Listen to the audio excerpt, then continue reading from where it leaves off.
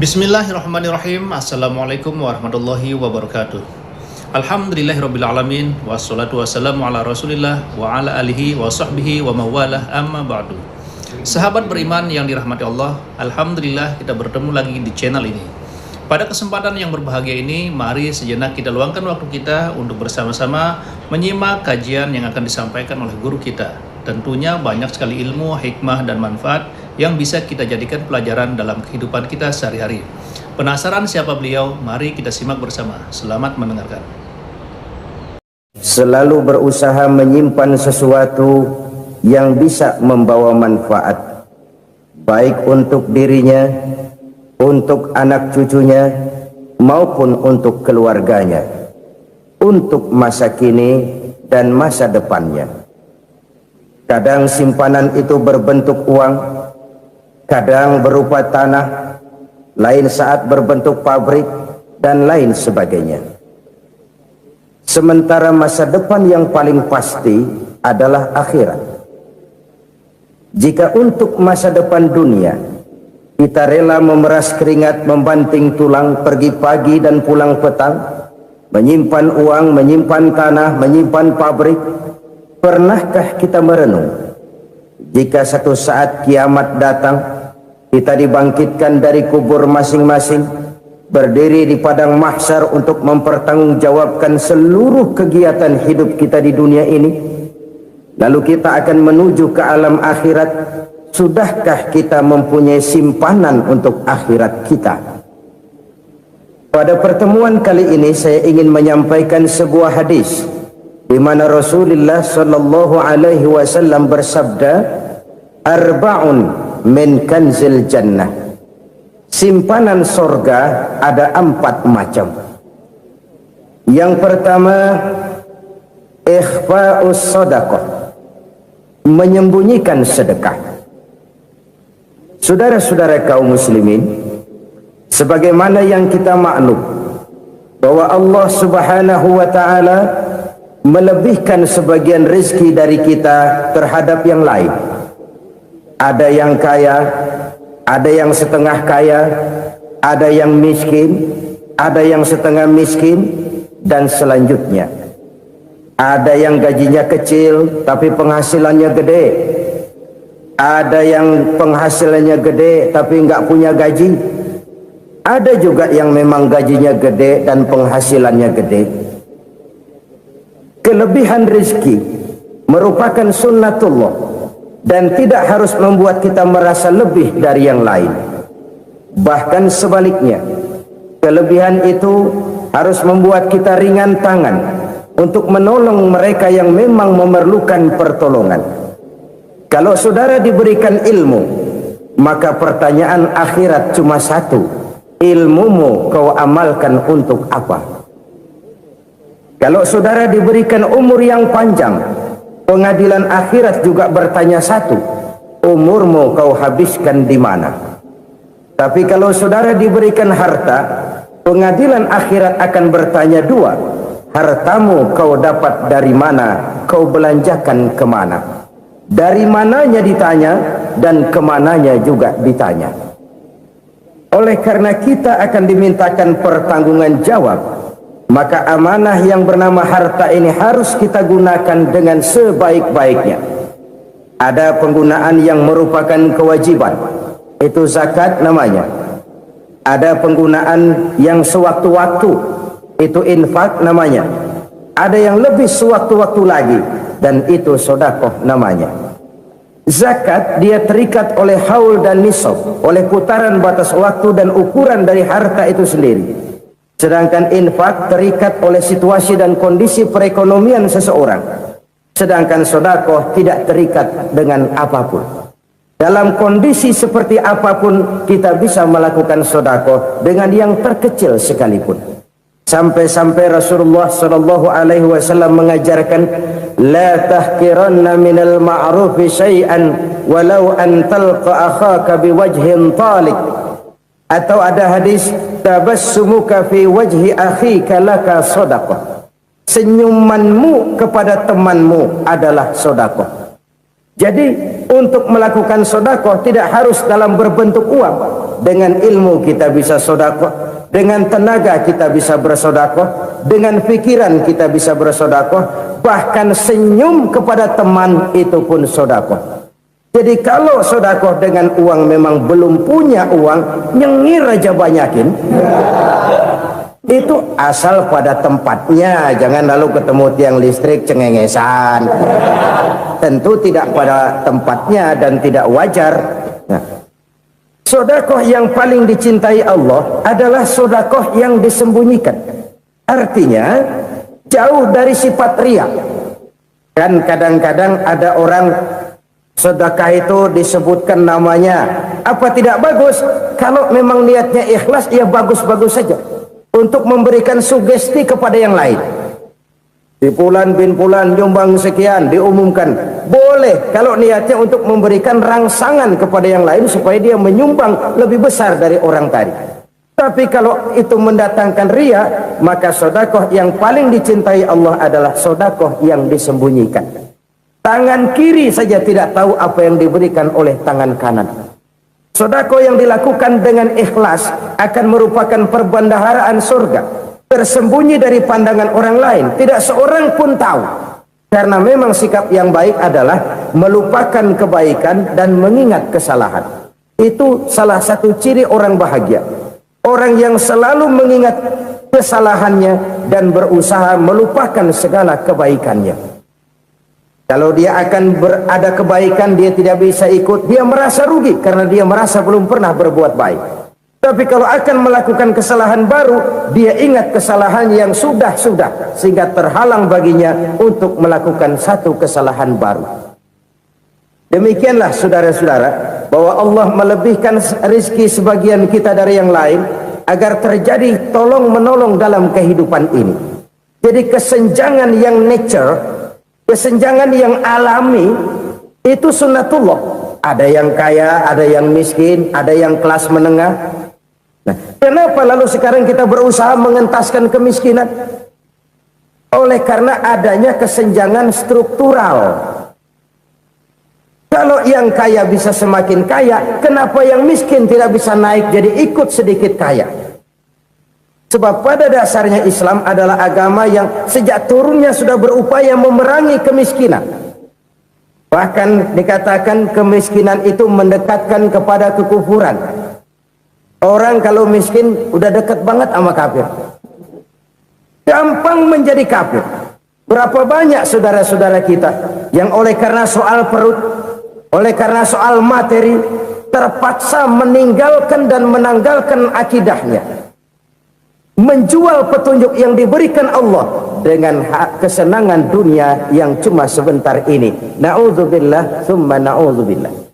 Jadi makin kita sembunyikan satu sedekah, semakin banyak perbendaharaan kita di surga.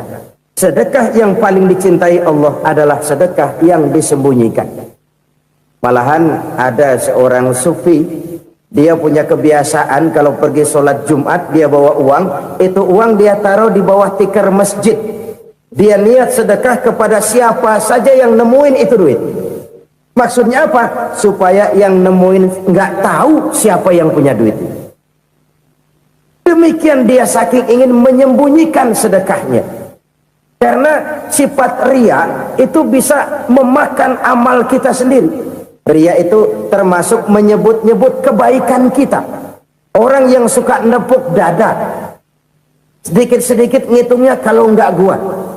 Tuh kalau nggak gua tuh yang belas itu kalau nggak gua, iya kalau nggak lu kenapa emang?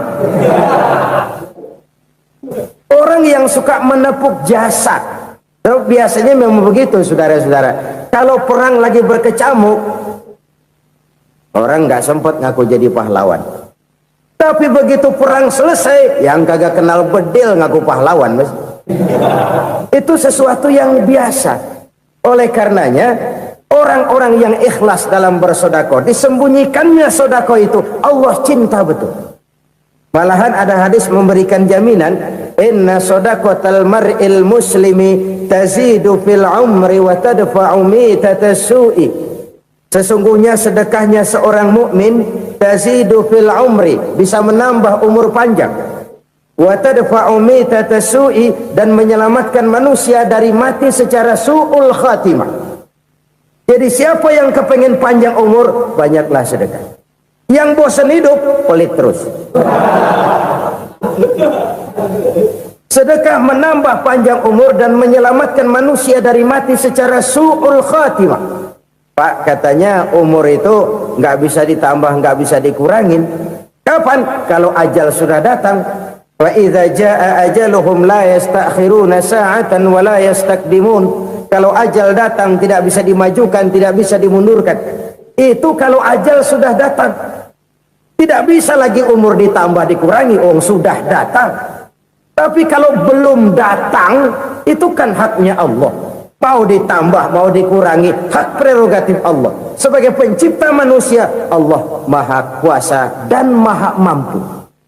Sedekah ini menambah panjang umur dan menyelamatkan manusia dari mati secara su'ul khatimah. Orang mati kan sama ya, kondisinya mati, nggak nafas. Tapi hakikat mati kan lain-lain. Ada yang mati itu husnul khatimah, baik akhirnya. Misalnya lagi ngaji mati, lagi sholat mati, lagi sedekah mati. Ini yang dinamakan dengan husnul khatimah, baik di akhirnya. Sebaliknya ada yang su'ul khatimah, jelek di akhirnya. Ini yang jadi catatan akhir. Lagi nyekek botol, mampus. Lagi banting kartu, modar. Su'ul khatimah, jelek pada akhirnya. Sedekah menyelamatkan manusia dari mati secara su'ul khatimah. Dan kita semua kepengen mendapat husnul khatimah, jauh dari su'ul khatimah. Oleh sebab itu yang bisa menyelamatkan kita dari penyakit itu antara lain adalah sedekah yang disembunyikan, yang dikerjakan dengan ikhlas karena Allah, tidak karena kepengen dipuji orang, tidak karena ingin dikatakan orang pemurah. Sebab orang dermawan itu orang yang memberi tanpa harus diminta. Kalau masih harus diminta, ya belum dermawan namanya, masih harus diminta. Kalau nggak diminta ya tulus, lolos, polos. Saudara-saudara kaum muslimin rahimakumullah, harta adalah amanat dan akan kita pertanggungjawabkan. Allah melebihkan rizki sebagian kita dari yang lain agar kita saling tolong menolong, bantu membantu. Nabi janjikan siapa yang meringankan beban saudaranya muslim di dunia, Allah akan meringankan bebannya di akhirat nanti. Sebuah jaminan dari baginda Nabi. Si orang yang kita bantu barangkali tidak bisa membalas, Allah yang akan membalas lewat jalan lain yang tidak pernah kita sangka-sangka. Ada orang tanya, Pak, ini ada orang nyumbang masjid sambil marah-marah, bagaimana? Saya bilang sumbangannya aja ambil, marahnya jangan. Marahnya jangan diambil, itu urusan dia. Saudara-saudara kaum muslimin rahimakumullah, umat Islam ini kan umat yang punya potensi besar. Kadang kita merenung, kenapa kadang-kadang pembangunan masjid kok lambat sekali? Kalau hotel hari ini peletakan pertama, bulan depan peresmian. Supermarket hari ini peletakan batu pertama, minggu depan peresmian. Tapi kalau sudah yang namanya masjid, kadang-kadang peletakan batu pertama sekaligus jadi batu terakhir. 3 tahun, 4 tahun, campur nebar jalak di jalanan, duit dijaring kayak ikan sepat. Apa tidak ada orang Islam yang kaya? Banyak. Apa tidak ada pengusaha muslim yang jadi konglomerat? Ada. Lalu yang belum banyak itu yang komit terhadap nilai-nilai agamanya. Akhirnya kita jatuh jadi umat yang lemah. Belum ada pengusaha konglomerat muslim buka pabrik supermi cap beduk misalnya umpamanya atau pabrik kecap cap sorban supaya identitas keislamannya sedikit kelihatan. Kita jatuh jadi umat yang lemah karena potensi tidak terinventarisir dengan baik. Kita ini ibarat kompor yang cuma matengin nasi orang lain. Potensi kita dimanfaatkan oleh orang lain. Ukhuwah Islamiyah kita baru terbatas kepada silaturahmi. Ukhuwah di bidang ekonomi kita lemah, ukhuwah di bidang kebudayaan kita lemah, apalagi ukhuwah di bidang politik kita lebih rapuh lagi. Padahal ukhuwah itu adalah totalitas kehidupan manusia, menyangkut ipolek sosbud, memerlukan nilai-nilai ukhuwah. Jadi oleh karena itu mari kita menyadari di dalam harta kita, walaupun kita yang cari pergi pagi pulang sore peras keringat banting tulang, di sana ada harta anak yatim, di sana ada hak masjid, di sana ada hak pesantren, di sana ada hak jihad. Berbahagialah seseorang apabila dia oleh Allah dijadikan keran. Keran itu menyimpan air, tapi tidak untuk dirinya, tapi disalurkannya kepada mereka yang memang memerlukannya. Saudara-saudara kaum muslimin rahimakumullah, ini yang pertama. Jadi perbendaharaan surga adalah menyembunyikan sedekah. Orang lain nggak tahu, kita pun nggak pernah ngitung-ngitung.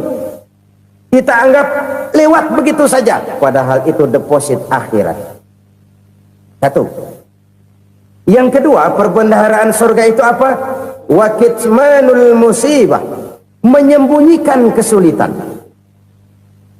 Kadang orang takut menghadapi kesulitan, tapi makin kita merenung, hidup ini kan sebenarnya urusan. Takut sama urusan ya jangan hidup.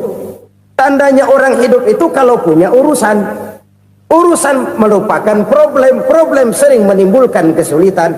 Kesulitan bukan untuk ditakuti, tapi untuk diatasi dan dicarikan jalan keluarnya. Siapa sih orangnya yang nggak pernah sulit? Makin tinggi status sosialnya, makin gede urusannya. Makin tinggi kualitas imannya, makin berat tingkat kesulitannya. Cuma memang yang namanya enak itu seperti pelangi.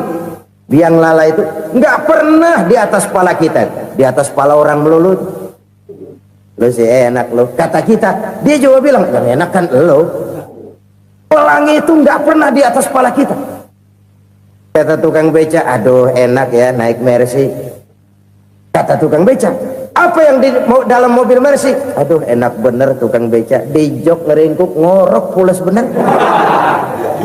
Saya kamar pakai AC sejuk, tempat tidur sutra empuk, alga spring bed, pulak pulik nggak bisa pulas kalau belum minum Valium, belum tidur. Enak bener tukang beca, di jok ngorok nggak tahu wetan kulon. Si tukang beca bilang yang di Mercy enak, yang di Mercy bilang tukang beca enak. Inilah enak, nggak pernah di atas kepala kita, di atas kepala orang lain melulu enak itu. Nah saudara-saudara, yang merupakan perbendaharaan surga itu orang yang bisa menyembunyikan kesulitan, baik pribadi ataupun rumah tangga. Nih terutama rumah tangga yang jadi soalnya. Kadang-kadang kita ini kalau senang, sebaliknya kalau senang kita diam, kalem aja, cuek. Banyak banget duit kita bawaan, diam aja udah. Malah ketemu orang takut. Tapi begitu susah, sekampung tahu. Padahal Nabi mengajarkan perbendaharaan surga itu menyembunyikan musibah, menyembunyikan kesulitan. Kalau enak, cerita sama orang-orang. Kalau nggak enak, rasain sendiri, tekan sendiri, atasin sendiri. Kita kan sebaliknya, senang kita diam, asal lagi susah, paling tidak kita nyari teman buat cerita kesusahan. Siapa orangnya yang nggak pernah susah? Cuma soalnya bagaimana kita mengatasi kesusahan itu sendiri. Begitu juga misalnya kalau orang sudah berumah tangga, itu orang tuanya harus menjadi tempat dia cerita yang enak-enak saja. Yang nggak enak rasain berdua, selesaikan berdua, atasin berdua. Jangan dibalik. Asal senang diam, giliran susah saja. Maknya laporan. Terbalik. Bisa menjaga security informasi. Maka nama bayam keluar diam, malah seluitan. Enak amat lo makan daging ayam. Security informasi. Saudara-saudara kaum muslimin rahimakumullah, ujian yang terberat itu yang pernah diberikan kepada para nabi, para rasul, para aulia, para ulama, makin tinggi keimanan, makin berat bentuk kesulitan. Ayo saya kemukakan satu contoh saja. Ada seorang nabi yang kaya, nabi kaya, namanya Nabi Ayub. Iblis kalau orang begini kan keki, ibadahnya rajin, kaya. Nih yang kayak begini susah digodain. Kalau ibadahnya rajin, miskin, kali bisa disogok. Sini imannya mantap, ibadahnya rajin, kaya, nabi lagi. Oh, tapi namanya iblis nggak kurang akal. Laporan, Tuhan, kenapa Les? Ya ini bahasa saya, bahasa Qurannya sih nggak gitu. Itu hambamu yang namanya Ayub, dia rajin ibadah cuma karena dikasih kaya aja. Coba kasih miskin dia, berhenti dia sembahyang. Ah, kamu bisa aja. Saya tahu Ayub itu hambaku yang ikhlas. Saya buktiin Tuhan, silahkan. Dibuktiin lah, iblis turun ke alamin. Yang mula-mula dia lakukan, dia rusak sawah ladang Nabi Ayub. Dia binasakan binatang ternak Nabi Ayub. Sehingga dalam waktu singkat, jatuhlah Nabi Ayub dari orang paling kaya jadi orang paling miskin. Beliau masih ibadah di mihrab dalam masjid. Datang iblis. Saudara Ayub, ya, lagi ngapain? Ibadah. Nyembah Allah, nyembah Allah. Oh, percuma. Kenapa? Tuhan yang ente sembah nih, dia udah bikin miskin ente. Sawah ladang ente hancur lebur, binatang ternak binasa. Sekarang ente jadi orang paling miskin. Ngapain nyembah Tuhan kayak begitu? Tekor. Udah berhenti dah ibadah, berhenti ibadah. Ini iblis sama Tuhan laporannya lain, yang dikerjakan kepada Nabi Ayub juga lain. Benar begitu iblis kata Nabi Ayub? Iya, sawah ladang saya habis, buras. Binatang ternak saya binasa, binasa. Saya miskin, bangpak. Apa jawab Nabi Ayub? Bukan innalillahi, ini hebat. Alhamdulillahillazi a'tani wa akhza minni. Segala puji bagi Allah yang telah memberikan harta kepada saya dan sekarang mengambilnya lagi. Alhamdulillah. Allah yang ngasih, Allah yang ambil. Itu mah urusan Allah. Iblis cuman ibadah jalan terus, sujud lagi Nabi Ayub. Iblis seleher gondok banget. Dasar Nabi nggak mempan dia apa-apain. Miskin malah alhamdulillah. Allah yang ngasih, Allah yang ngambil. Jadi kalau kita tidak komit, kita tidak terikat kepada kaya, miskin, senang, susah, apa yang bisa bikin kita susah? Jadikan kekayaan, kemiskinan, jadikan senang, susah sebagai anak buah yang bisa kita atur. Jangan kekayaan ngatur kita, jangan kemiskinan ngatur kita. Kita yang harus mengatur mereka. Senang, susah, kaya, miskin, bahagia, sengsara, jadikan itu anak buah yang bisa kita atur. Kalau sekarang kita kaya, lain saat boleh jadi kita miskin, semiskin-miskinnya. Allah yang ngasih, Allah yang ngambil. Tenaga mana yang bisa menghalangi? Ibadah jalan terus. Iblis makin gondok. Dasar Nabi loh. Akhirnya apa? Nabi Ayub dikerjain, diberikan penyakit. Demikian fatal penyakitnya. Bayangin, udah miskin sakit.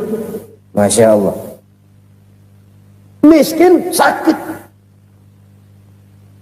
Sakitnya nggak lama, kira-kira 16 tahun. Istrinya 3, 2 mental minta ceraiin. Ngerawatin laki bengek begini. Senang belum tentu, susah udah pasti nih. Cerai aja, cerai dah. Cerai.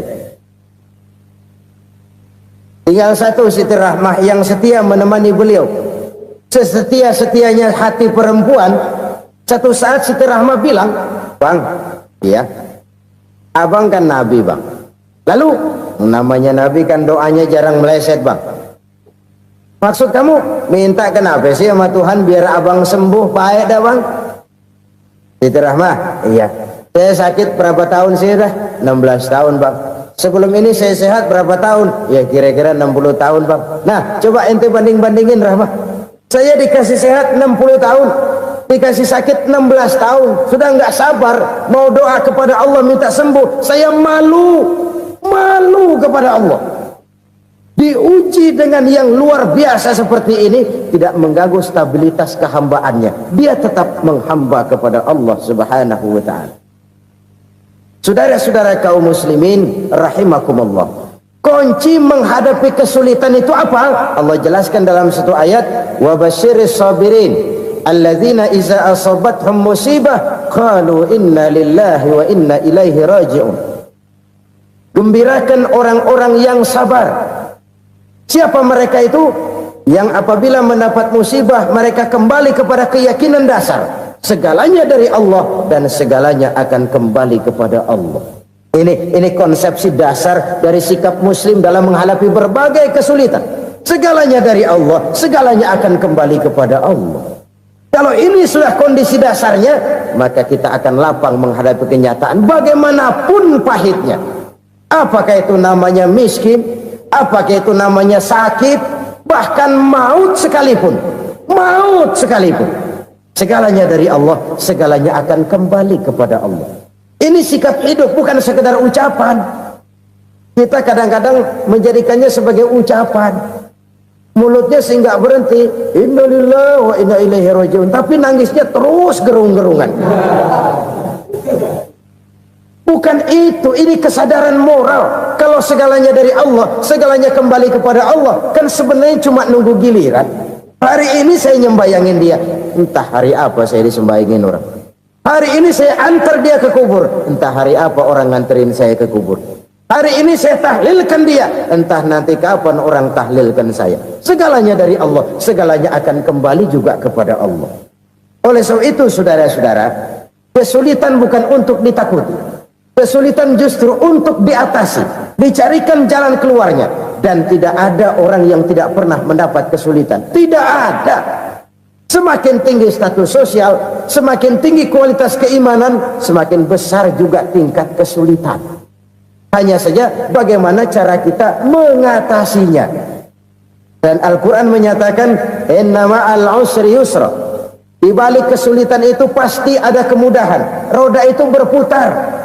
Karena itu Rasulullah sallallahu alaihi wasallam mengingatkan kepada kita, ta'arraf ila Allah fir raha ya'rifka fis syiddah. Ingatlah kepada Allah di waktu kamu senang, supaya Allah ingat kepada kamu di waktu kamu susah. Kalau waktu senang kita ingat kepada Allah, kita susah, Allah tidak akan meninggalkan kita. Tapi kalau waktu senang kita jauh dari Allah, sujud tidak sempat, dengan masjid jauh, ketika senang kita lupakan Allah. Nanti begitu kita susah, Allah lupakan kita, dan itu menyakitkan. Oleh karena itu orang-orang tua kita dulu bilang, kalau lagi sehat ingat-ingat lu bakal sakit nanti. Kalau lagi kaya ingat-ingat satu saat kita bakal jatuh miskin. Bahkan kalau lagi muda ingat-ingat kita bakal tua. Dan yang terpenting, kalau lagi hidup ingat-ingat kita bakal mati. Saudara-saudara kaum muslimin rahimakumullah. Jadi yang kedua yang merupakan perbendaharaan surga, menyembunyikan musibah. Saudara-saudara kaum muslimin rahimakumullah. Hal ketiga yang merupakan perbendaharaan surga adalah wasilatur rahmi. Orang yang suka bersilaturahmi. Sebagaimana yang kita maklum bahwa manusia adalah makhluk yang disebut zon politika. Makhluk sosial yang tidak mungkin hidup sendiri-sendiri. Betapa dan siapapun kita memerlukan orang lain. Bodoh betul manusia kalau tinggal di tengah masyarakat tapi tidak mau bermasyarakat. Merasa hebat sendiri, pinter sendiri, gagah sendiri, kaya sendiri. Mungkin kalau mati juga ngubur sendiri. Jangankan kita di sini, di sorga saja Nabi Adam waktu sendirian bengong melulu, ngondar mandir. Allah tegur Adam sepi Adam. Jadi ini kalau bahasa saya, iya Tuhan sepi ini nggak ada coret-corekan pisan ini. Diciptakan Siti Hawa baru anteng Nabi Adam. Itu di sorga. Cobalah. Umpamanya saudara tinggal di Jakarta nih. Kayak bener. Apaan aja di Jakarta punya saudara dah. Jembatan Semanggi ambil. Monas, Buntel bawa pulang. Hotel-hotel ambil semua. Cuman tinggal di Jakarta sendirian, apa enaknya? Betapa dan siapapun kita perlu orang lain. Tidak ada seorang pun yang bisa memenuhi kebutuhan hidupnya secara sendiri-sendiri. Nah, Islam telah menyelamatkan manusia dari ras diskriminasi, mengikat manusia dengan persaudaraan yang berlandaskan kepada akidah. Karena itu dianjurkan bersilaturahmi. Bahkan Nabi menyatakan, man arada ayyubsata lahu fi rizqihi wa yunsa'a fi atharihi falyasil rahimah. Siapa yang kepengen diluaskan rezekinya dan dipanjangkan usianya, banyaklah ia bersilaturahmi. Siapa yang kepengen dimudahkan rezekinya, hendaknya ia banyak bersilaturahmi. Kalau banyak teman, kesulitan kan paling tidak ada tempat cerita. Masya Allah, sangat luar biasa kajian yang sudah disampaikan oleh guru kita. Sahabat beriman yang dirahmati Allah, tetaplah di channel ini karena kajian ini belum selesai dan masih banyak lagi hal-hal menarik yang akan disampaikan oleh beliau. Tetaplah di channel ini dan mari kita lanjutkan kembali. Selamat mendengarkan. Udah susah sendirian, kita pikirin diri, nggak ada tempat tukar pikiran. Cepet banget sama bengek. Dilawan sendiri. Nah, secara makro kita bisa berkata, tidak mungkin ada kemenangan kalau tidak ada kekuatan. Tidak ada kekuatan kalau tidak ada kesatuan dan persatuan. Tidak mungkin ada kesatuan dan persatuan tanpa semangat silaturahmi. Kalau umat Islam mau menang, dia harus kuat. Kalau umat Islam mau kuat, dia harus bersatu. Kalau umat Islam mau bersatu, dia harus membudayakan silaturahmi ini. Bahkan sampai-sampai kata Nabi, kalau bisa cari nilai tambah. Apa? Silman qata'ak. Bersilaturahmilah kau kepada orang yang marah denganmu. Masya Allah, indahnya ajaran agama kita. Orang yang marah pun kepada kita, kata Nabi, kalau bisa bersilaturahmilah kepadanya, kepada orang yang marah itu. Di situ nilai tambah. Cuman jujur nih hadis, ngucapinnya gampang, ngamalinnya yang berat banget. Orang marah sama kita disuruh silaturahmi, ada apa malu? Lu marah, ada gua marahan lagi. Tunggu pikirin. Saudara-saudara kaum muslimin rahimakumullah. Tapi ini yang diajarkan, bahkan ini yang dicontohkan oleh baginda Rasul. Bagaimana begitu mudah? Misalnya satu saat Abu Jahal ini ngatur strategi bagaimana bikin Muhammad celaka. Dia gali lubang di depan tempat tidurnya. Dia tutupin daun korma. Terus dia panggil seseorang, ke sini. Kasih tahu Muhammad, pamannya sakit keras, minta ditengokin. Berangkat orang ini ke sana. Muhammad, labbaik.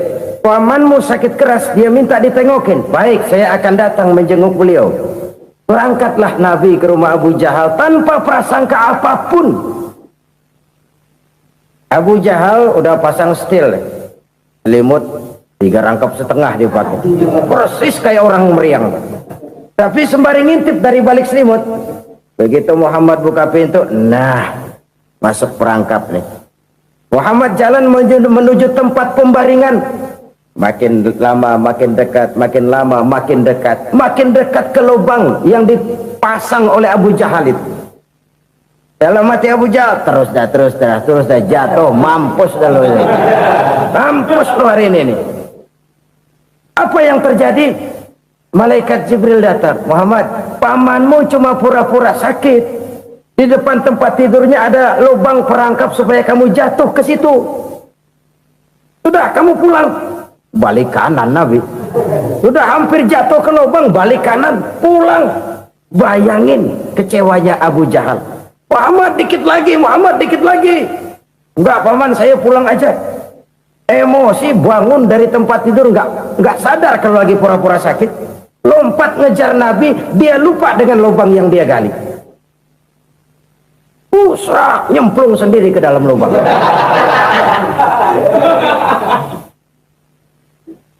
Nabi terus berlalu. Ini terjadi keanehan. Jatuh ke lubang yang dia gali itu sebenarnya nggak terlalu dalam ya, antara 3-4 meteran lah. Tolong saya jatuh ke lubang ini. Datanglah pelayan-pelayannya itu. Angkat saya dari sini. Oh, yang ngulurin tambang. Satu gulung, belum juga nyampe itu tambah. Kurang, beli lagi ke warung. Sambung, ulur lagi, nggak juga bisa sampai. Wah, ini kerjaan Muhammad ini. Tolong, siapa salah seorang kamu ke rumah Muhammad, kasih tahu encangnya kecebur. Minta ditolongin. Sampaikan kepada Rasul. Kenapa? Pamanmu jatuh ke lubang, Muhammad minta tolong diangkatin. Tambang udah nyambung-nyambung nggak nyampe juga. Ya, nanti saya datang, saya tolong. Coba. Nyata-nyata orang berniat jahat mau mencelakakan dia. Datang dia menolong. Ini yang disebut air tuba dibalas air susu ya ini. Bukan sebaliknya. Air tuba dibalas air susu. Paman, kecebur ya? Iya Muhammad, tolong ini. Pegang tangan saya. Nabi ulurkan tangannya. Nyampe. Dipegang oleh Abu Jahal. Diangkat ke atas. Sampai atas. Apa kata Abu Jahal? Sihirmu memang hebat Muhammad. Udah ditolongin dikata sihir. Yang enak kita kemplang kan itu orang begitu. Urusan apa? Tapi inilah akhlak. Kalau bisa kamu bersilaturahmilah dengan orang yang marah kepadamu sekalipun. Orang marah kita tetap baik. So, kalau kita berbuat baik sama orang yang memang baik, rasanya sih biasa-biasa aja. Orang baik kita baik lagi, ya draw aja, belum ada nilai tambah di situ. Baru ada nilai tambah kalau kita bisa berbuat baik kepada orang yang nyakitin kita.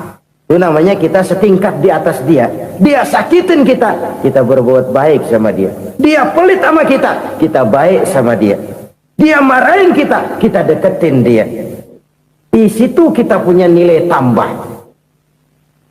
Jadi siapa yang ingin diluaskan rezekinya, kata Nabi, dan dipanjangkan umurnya, hendaklah ia banyak-banyak bersilaturahmi. Sederhana sebenarnya silaturahmi, tapi silaturahmi membangkitkan semangat kesatuan dan persatuan. Kesatuan dan persatuan melahirkan kekuatan. Dalam matematika 1 ditambah 1 pasti 2. Tapi di tengah masyarakat 1 orang takut ditambah 1 orang takut, hasilnya jadi 2 orang setengah berani. Kenapa setengah berani? Karena udah berdua. Tadi pan takut sendirian. Kalau dia kumpul turu-turu takut lah jadi berani. Kita yang lemah, kita yang tidak berdaya, kita yang miskin, kalau mau kompak bersatu, apa yang nggak bisa kita kerjain? Apalagi tinggal di kota besar, pilihan cuma 2. Bertahan atau minggir. Bertahan atau minggir. Untuk bisa bertahan harus mampu bersaing. Untuk mampu bersaing harus punya keahlian. Keahlian harus ditunjang dengan pendidikan, ditambah oleh kekompakan sebagai umat. Udah miskin mencar mulu, orang injek gitu. Orang nggak pandang urusan apa yang malu. Oleh karena itu silaturahmi pada hakikatnya merupakan roh dari ukhuwah yang diajarkan oleh agama kita. Bagaimana Islam menyelamatkan masyarakat manusia dari ras diskriminasi, mengikat manusia, dan tidak ada persaudaraan yang lebih indah selain persaudaraan yang diikat dengan nilai-nilai akidah. Sepanjang orang di jalan Allah, itulah saudara kita. Keluar dia dari jalan Allah, selesailah persaudaraan sampai di situ. Karena itu, kalau ingin menyimpan sesuatu di surga, banyaklah bersilaturahmi. Datang ke rumah ini, datang ke rumah itu, dan lain sebagainya. Itu simpanan kita di akhirat nanti. Ini yang ketiga. Saudara-saudara, yang keempat, perbendaharaan surga itu apa? Wa qawlu la hawla wa la quwwata illa billah. Ucapan la hawla wa la quwwata illa billah. Ibadah kan ada yang berat, modalnya besar. Bangun masjid berat, modalnya besar. Bangun rumah sakit berat, modalnya besar. Ada ibadah yang berat tapi modalnya ringan. Misalnya puasa. Puasa itu berat, mengendalikan nafsu. Kalau sekedar nggak makan nggak minum sih enteng, mengendalikan nafsu itu jihad terbesar. Tapi kan modalnya ringan, cuma niat saja. Ini ibadah berat, modalnya ringan. Ada ibadah yang ringan, modalnya juga enteng. Seperti termasuk ucapan la haula wala quwata illa billah. Tanpa sadar, la haula wala quwata illa billah, nyelengin tuh di surga. Nyelengin, kita nggak terasa nyelengin simpenan akhirat. La haula wala quwata illa billah, nyimpan lagi. Kaget, la haula wala quwata illa billah, nyimpan lagi. Banyak simpenan. Walaupun sebenarnya yang dimaksud di sini adalah kesadaran batin bahwa tidak ada daya dan kekuatan kecuali Allah. Itu intinya. Kita memulai pekerjaan disunahkan baca bismillah, kan begitu. Apa itu? Kesadaran moral bahwa ini saya bisa kerjakan. Saya kerjakan ini dengan menyebut nama Allah. Kenapa? Kalau Allah tidak memberikan daya dan kekuatan, mana mampu saya kerjakan ini. Maka saya kerjakan ini dengan menyebut nama Allah. Bismillah. Kesadaran moral. Manusia hanya wajib berusaha, tapi nggak pernah wajib berhasil. Banyak hal-hal yang kalau kita renungkan secara rasio nggak mungkin, tapi jadi kenyataan. La haula wala quwata illa billah. Tidak ada daya dan kekuatan kecuali bagi Allah semata-mata. Kesadaran moral akan kelemahan dan keterbatasan makhluk bernama manusia. Kadang kita kagum dengan otak, tapi kita sering lupa sama yang bikin otak. Padahal bagaimanapun hebatnya otak, yang bikin otak pasti lebih hebat dari otak. Nggak percaya, silahkan otak-otakan. Inilah kecenderungan. Kita kagum dengan pesawat-pesawat mutakhir, bukan main, besi gede banget terbang itu. Alangkah hebatnya. Lalu apa yang bikin otak tidak lebih hebat dari itu semua? Kita puji laut, apa yang bikin laut tidak lebih hebat dari laut itu? La haula wala quwata illa billah. Tidak ada daya dan kekuatan kecuali Allah. Apa yang bisa kita lakukan kalau tidak karena daya dan kemampuan yang diberikan oleh Allah kepada kita? Lahirlah sikap tawadu, rendah hati, tidak melonjak menjadi angkuh dan sombong, sadar akan kelemahan dan keterbatasan diri sebagai makhluk yang diciptakan oleh Allah Subhanahu wa taala. Jadi satu sisi ini ucapan yang berpahala, la haula, jadi wiridan. Pada sisi lain ini kesadaran moral, sikap mental, kesadaran batin bahwa yang punya daya dan kekuatan itu cuma Allah. Kita nggak pantas untuk sombong, sebab sombong itu pakaiannya Allah. Kita nggak sedang pakai pakaian Allah, kegedean. Dan makin kita renungi, makin terbentur. Apa sih yang bisa kita sombongin? Kita mau sombong apa? Kaya, pintar, itu kan semua relatif. Di atas langit masih ada langit lagi. Jadi oleh karenanya, marilah kita menyadari, manusia hanya wajib berusaha, tapi tidak pernah wajib berhasil. Yang berusaha saja tidak wajib berhasil, apalagi yang tidak berusaha. Islam bukan agama orang pemalas yang selesai sholat lalu ngelohom, nggelenggem ayem-ayem. Tapi Islam bukan agama orang sombong yang setelah berusaha lalu tidak memerlukan Allah. Kita bisa saja bikin proyeksi, tahun sekian kita bakal panen besar menurut perhitungan otak. Tapi ada kejadian lain. Apa? Tikus ngambek.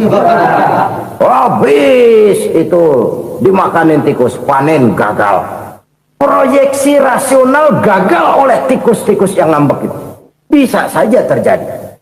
Tahun depan kita panen besar, urung. Kenapa? Musim panas panjang.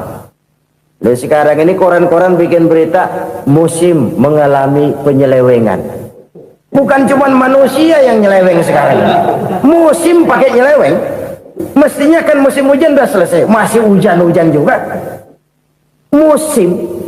Nah sekarang kita boleh bikin proyeksi, kita bakal panen besar. Tahu-tahu musim panas panjang, sawah retak, air kering. Cari teknokrat yang paling botak, suruh pendekin tuh musim panas.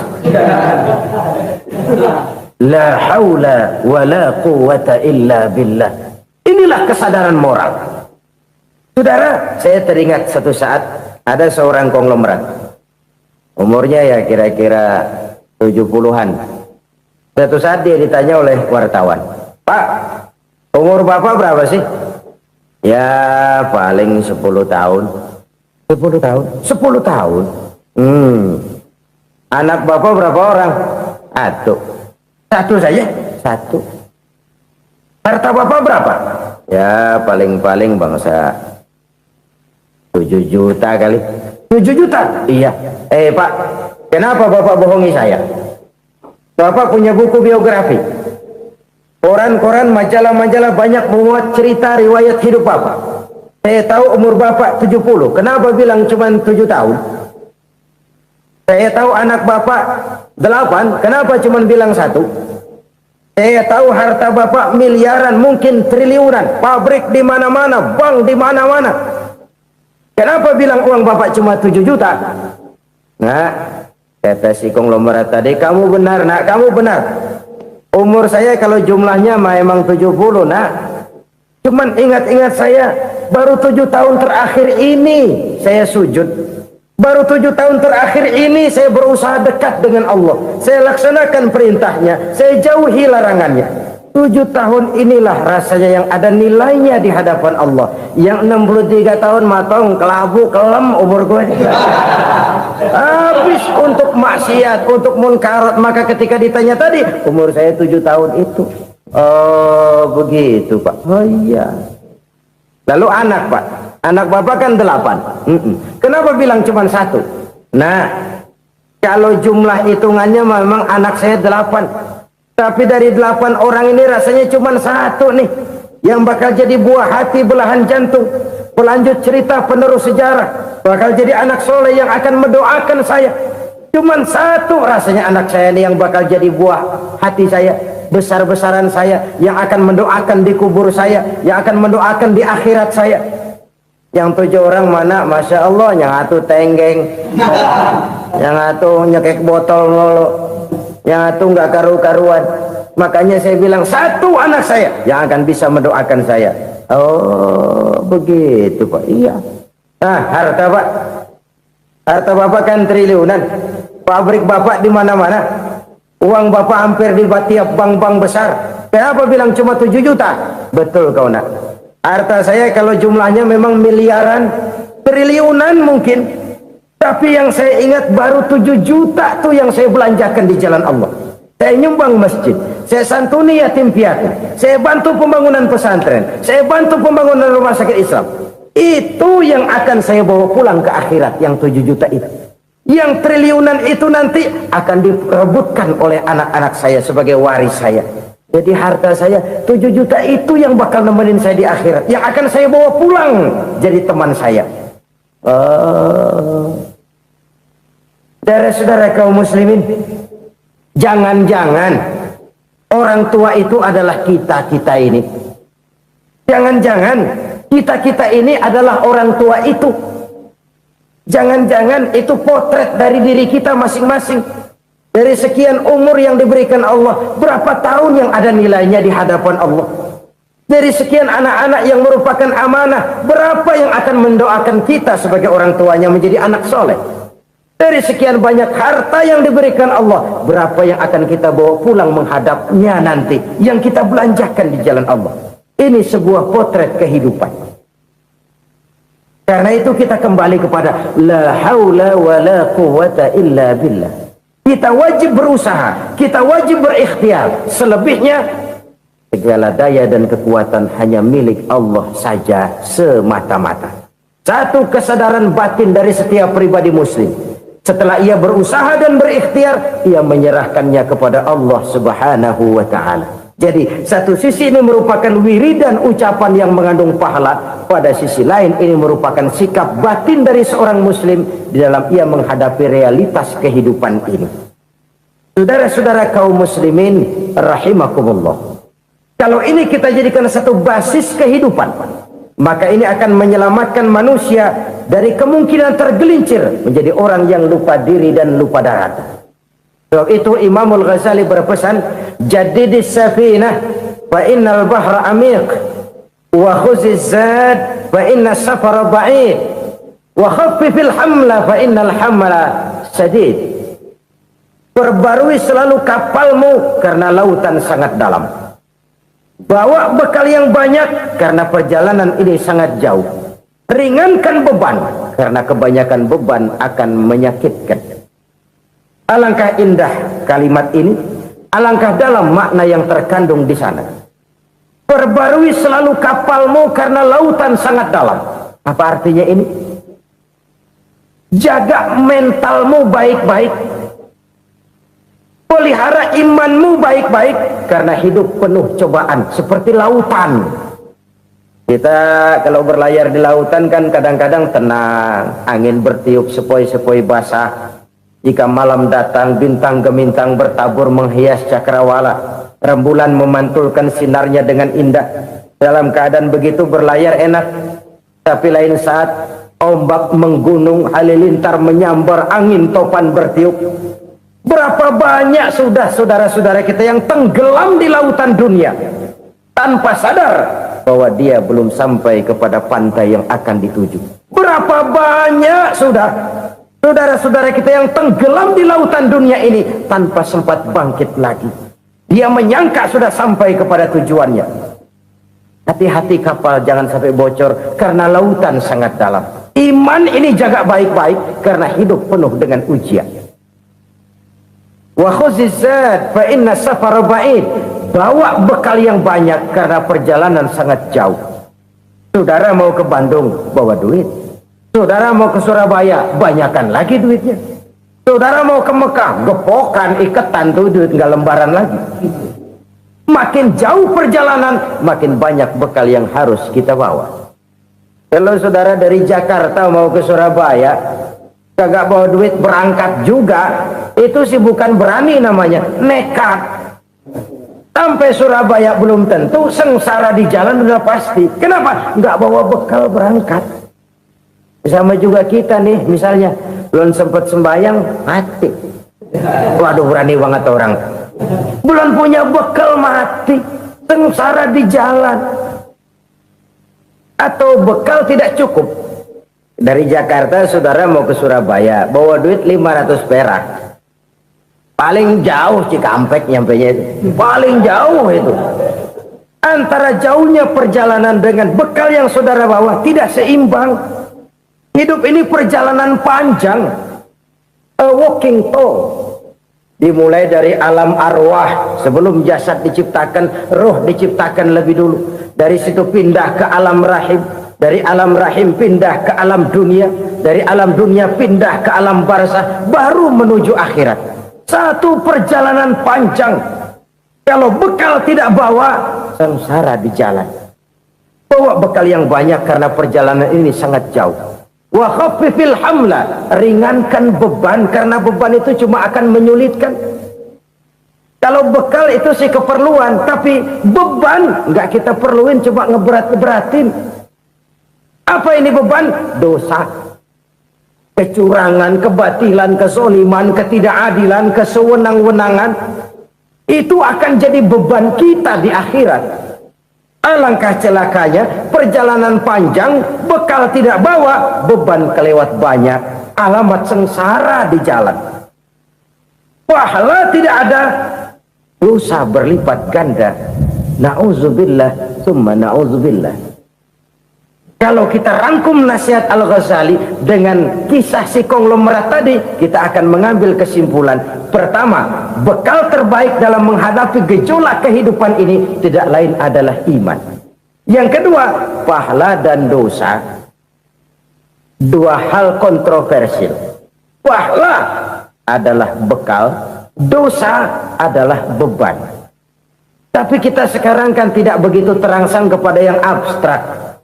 Orang berlomba mencari yang konkret-konkret saja, yang real. Kalau memang dosa, benjol dong, kira-kira begitu. Kira-kira begitu. Persis orang Yahudi dulu. Orang Yahudi itu kan pernah minta kepada Nabi Musa, Ya Musa, lan nu'mina laka hatta narallaha jahrah. Musa, kami nggak bakal mau beriman kepada Allah kalau belum kami lihat Allah ada nongkrong di depan kami. Kalau memang Tuhan ada, taruh dong di depan kami. Mau yang konkret-konkret saja. Kalau memang dosa, benjol dong. Kalau memang pahala, berasa dong. Orang terangsang kepada yang real, yang konkret-konkret saja. Karena itu, untuk mengejar dosa orang mau bayar. Tapi untuk mengejar pahala, walaupun tidak bayar, orang segan.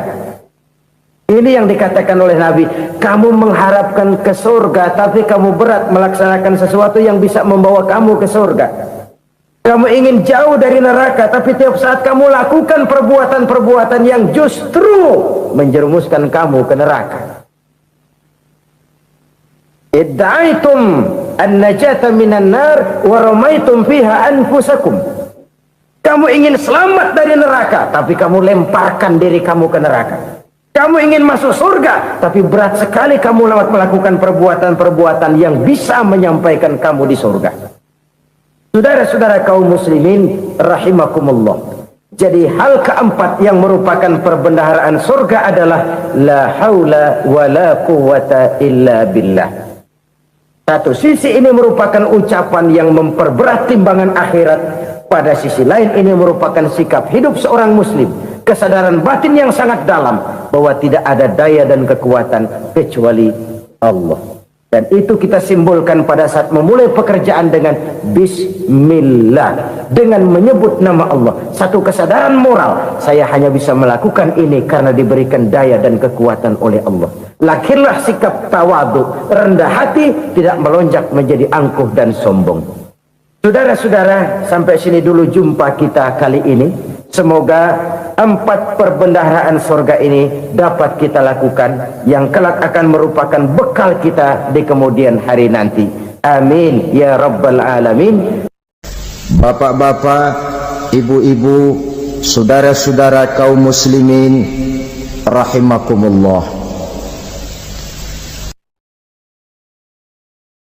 Di dalam kehidupan kita sebagai seorang muslim, minimal 5 kali dalam sehari semalam kita mendengar seruan untuk mendirikan solat yang disebut azan. Ada kalimat menarik di dalam kalimat azan itu, yakni seruan hayya 'alal falah, marilah menuju kepada keberuntungan, marilah meraih kemenangan. Seruan ini adalah kecenderungan dari setiap manusia, apapun warna kulitnya. Artinya, setiap orang dalam hidup selalu ingin meraih dan mencari kemenangan. Kemenangan akan melahirkan kepuasan batin, dan kepuasan batin memberikan kebahagiaan. Sedangkan kekalahan melahirkan penderitaan batin, dan penderitaan batin menjerumuskan seseorang di dalam berbagai bentuk kerugian.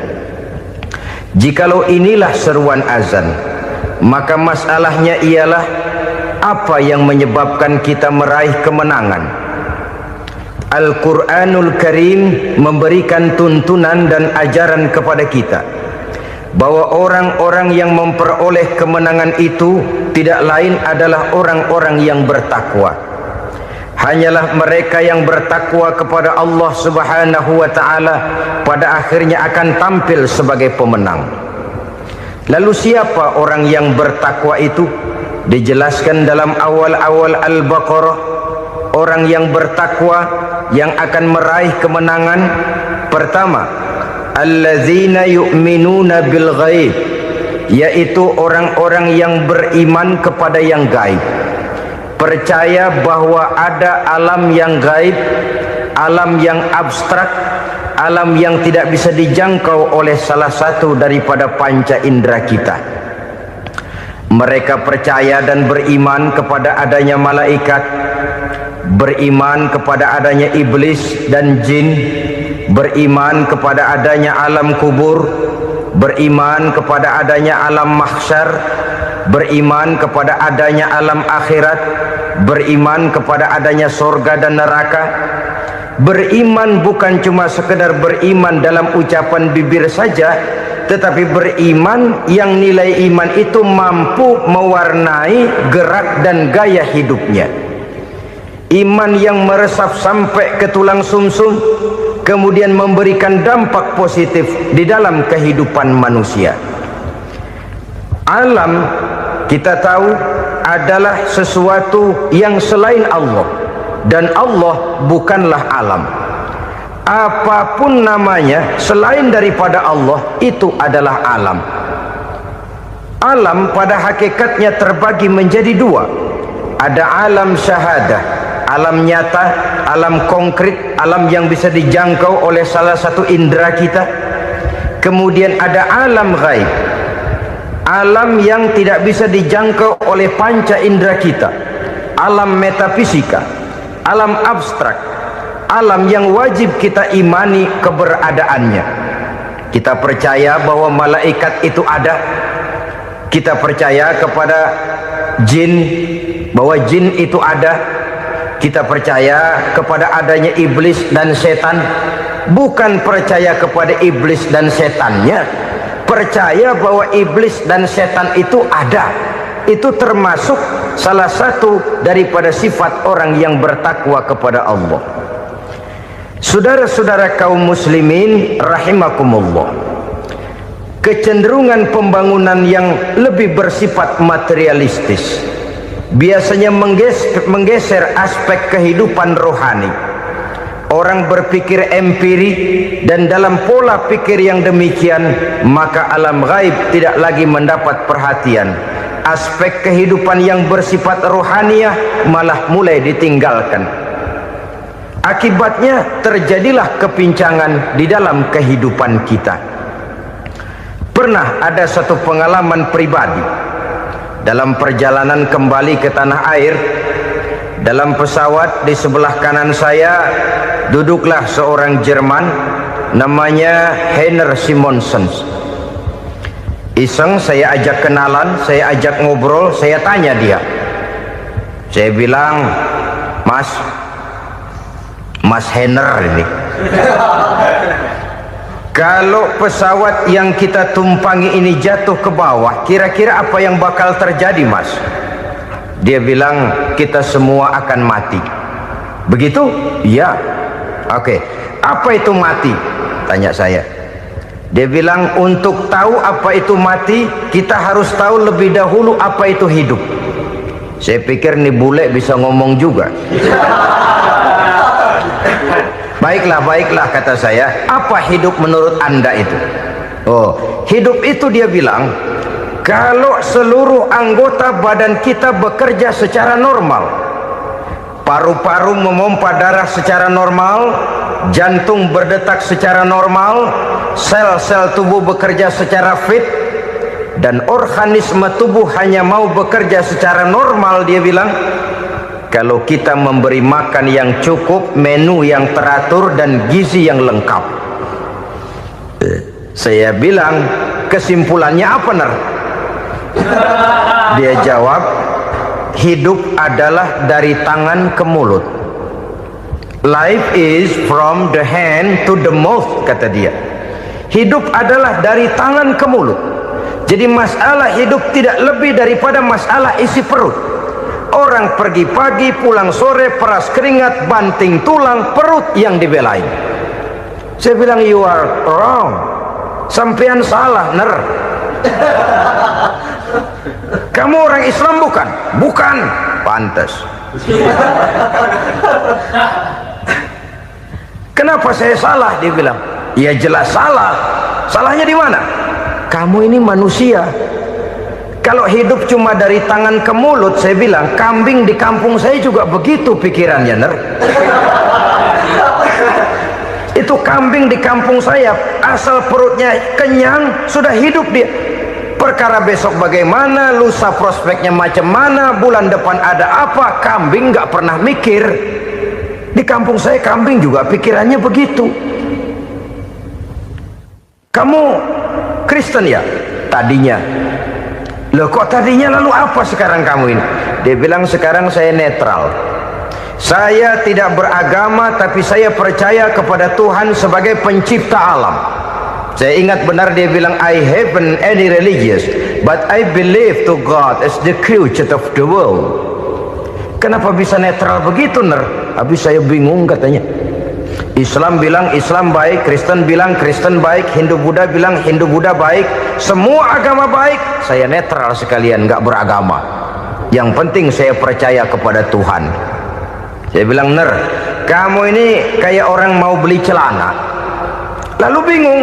Yang satu bilang Levi's bagus, yang satu bilang Blue Jean hebat, yang satu bilang Wool England hebat. Celana ini hebat, celana itu bagus, celana ini hebat, semua celana bagus, kamu bingung. Akhirnya netral, tidak pakai celana. Itu juga salah. Saya pikir-pikir, kemudian saya melihat bahwa dua pola berpikir Henner ini nampaknya sudah mulai menggejala di lingkungan masyarakat bangsa kita. Disadari atau tidak, secara jujur kita harus berkata, dua pola pemikiran Henner ini mulai berkembang di tengah masyarakat bangsa kita. Pertama, pola pikir materialisme. Hidup adalah dari tangan ke mulut. Masalah hidup tidak lebih masalah isi perut. Itu yang perlu dibela, dan disitulah arti kehidupan. Pergi pagi, pulang sore, peras keringat, banting tulang untuk mempertahankan perut. Kalau sudah kemari cara orang berpikir, maka buat apa percaya kepada yang gaib? Untuk apa sholat? Untuk apa puasa? Untuk apa zakat? Untuk apa menghadiri majelis taklim? Tanpa kepercayaan kepada yang gaib, hidup berjalan menurut alur empiris dan materialis. Kalau sudah ke sana cara orang berpikir, biasanya orang lalu cenderung menghalalkan segala cara. Hanyalah orang yang percaya bahwa akhirat ada, hanyalah orang yang percaya bahwa alam kubur itu ada, hanyalah orang yang percaya bahwa malaikat itu ada, hidupnya akan lebih terarah dan terkendali. Karena kepercayaan kepada yang gaib, yang merupakan fase daripada kehidupan setelah hidup yang sekarang ini, mewarnai gerak pribadi seseorang di dalam dia melakukan kegiatan hidupnya. Pola berpikir materialisme, disadari atau tidak, mulai menggejala di lingkungan masyarakat bangsa kita. Hidup tidak lebih dari urusan tangan ke mulut, mulut ke tangan, tangan ke mulut. Asal perut sudah kenyang, hiduplah sudah. Perkara bagaimana prospek hari yang akan datang, bagaimana akhirat, tidak jadi persoalan. Ini yang oleh Nabi diperingatkan, ad-dunya sijnul mu'min wa jannatul kafir. Dunia adalah penjara bagi orang beriman dan surga bagi orang kafir. Dulu di zaman Belanda hadis ini pernah disalah tafsirkan, disalah artikan, digunakan sebagai senjata untuk mengkebiri dan membuat impoten umat Islam. Sudahlah umat Islam gak usah macam-macam, kata Belanda. Dunia ini kan penjara buat orang Islam, surga buat orang kafir. Di penjara jangan bertingkah.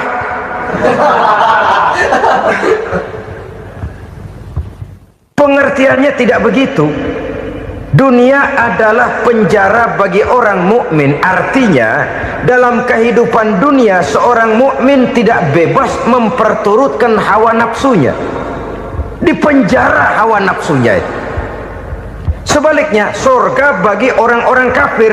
Buat orang kafir, surgalah dunia ini. Mereka bebas memperturutkan hawa nafsunya. Dilarang tidak terlarang, dicegah pun tidak tercegah.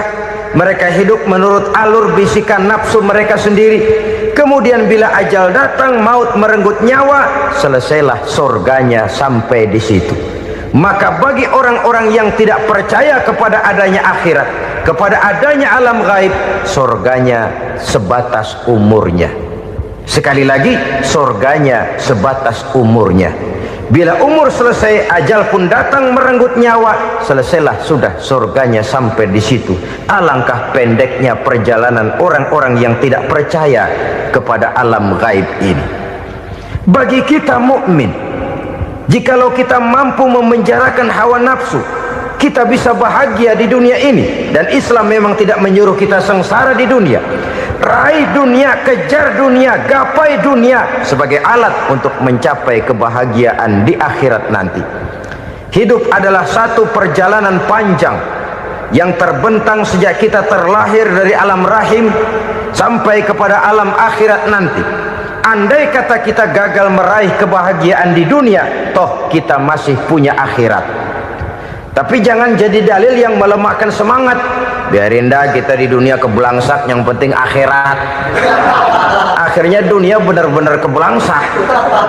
Bagaimana dunia ini bisa kita raih, dan bagaimana meraih dunia untuk menunjang kepentingan akhirat nanti. Yang kedua, dari pikiran Heiner yang saya lihat menggejala di lingkungan masyarakat bangsa kita, timbulnya manusia-manusia netral, seolah-olah Tuhan yes, agama no, sama Tuhan percaya, agama ogah. Tuhan ngangguk, giliran agama godeng. Padahal hampir dalam setiap ayat dalam Quran, kata-kata amanu biasanya bergandeng dengan wa amilus sholihat, iman dan amal soleh. Ini sebagai isyarat Tuhan dan agama jangan pernah dipisah-pisah. Apabila kita bertuhan, maka kita harus beragama. Apabila kita beragama, maka agama itu harus bersumberkan dari Tuhan yang kita imani itu. Tidak mungkin kita pisah, Tuhan yes, agama no. Sama Tuhan percaya tapi agama bikin sendiri. Sembayangnya cukup bengong 2 jam madep ngulon.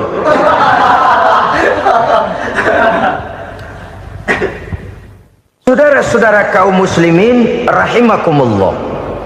Jadi dengan demikian, agama yang kita akui merupakan unsur mutlak di dalam pembangunan sekarang ini, merupakan bagian dari kehidupan yang menuntun kita bahwa di balik alam nyata ini, di balik alam syahadah ini ada alam gaib. Dan mudabbir, murabbi, yang mengatur, yang menguasai, yang memelihara baik dia alam nyata, baik dia alam gaib, tidak lain adalah Allah Subhanahu wa ta'ala.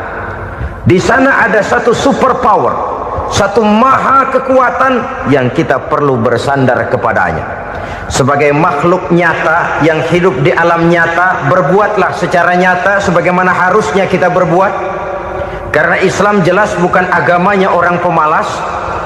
Islam jelas bukan agamanya orang yang mengajarkan setelah selesai sholat boleh duduk, nggelenggem ayam-ayam, ndelohom, menghitung bintang di langit sambil menunggu keajaiban. Tidak. Islam adalah agama yang mengajarkan apabila sholat sudah selesai kamu kerjakan, bertebaranlah di permukaan bumi, cari karunia Tuhanmu. Jangan hidup berpangku tangan menunggu keajaiban, karena hidup bukan undian. Jangan berharap untung besar tanpa mau peras keringat. Tapi di sebalik itu toh kita juga harus yakin bahwa di sisi usaha nyata yang kita lakukan ada satu super power, satu maha kekuatan gaib yang menentukan berhasil dan tidaknya usaha kita.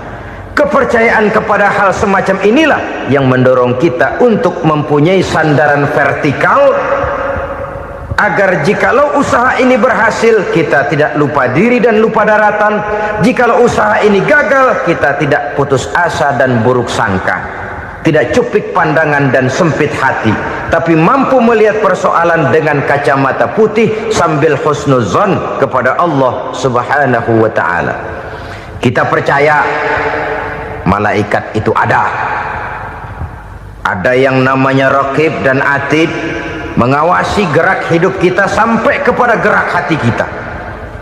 Ini memberikan sugesti agar kita berhati-hati, tidak sejengkal tanah pun kita bisa berlindung dari pengawasan raqib dan atid. Ada munkar nakir yang akan menyoal kita di alam kubur. Ada malaikat Malik, penjaga neraka. Ada malaikat Ridwan yang menjaga surga. Kita percaya kepada adanya jin, kita percaya kepada adanya setan, iblis. Percaya kepada adanya, bukan mempercayai si setan, si iblis lalu menjadikannya sebagai teman. Tidak. Percaya bahwa mereka itu ada dan merupakan makhluk Allah yang gaib, yang diciptakan Allah Azza wa Jalla. Kepercayaan kepada alam gaib memberikan motivasi terhadap gerak lahir manusia, sehingga dengan motivasi kepercayaan kepada yang gaib, gerak lahir jadi lebih terarah, jadi lebih terpelihara. Pernah seseorang bertanya, "Pak, apakah adanya akhirat bisa dibuktikan secara ilmiah?" Saya bilang tidak bisa, tidak bisa. Kenapa? Karena yang berangkat nggak pernah pulang kembali lagi. Kalau dia pulang kemari bisa kita tanya bagaimana, enak di sono. Cuma secara moral saya katakan, lebih beruntung orang yang percaya kepada akhirat daripada yang tidak. Sekarang saudara percaya akhirat ada, lalu saudara baik-baik di dunia, sholat, puasa, zakat, menolong orang lain, menebarkan kebajikan. Saudara mati, andai kata akhirat tidak ada, toh dalam hidup saudara sudah berbuat baik, paling tidak nama saudara akan dikenang sebagai orang baik. Sebaliknya, saudara percaya, kata saya, bahwa akhirat tidak ada, lalu hidup semau-maunya, tenggelam dalam maksiat dan munkarat, menentang Allah, tidak mau ruku dan sujud, lalu saudara mati, kemudian akhirat ada, ayo mau apa? Bekal tidak punya. Jadi secara moral lebih beruntung orang yang percaya kepada adanya akhirat daripada yang tidak percaya. Dan itu alam gaib yang tidak bisa dibuktikan secara eksat.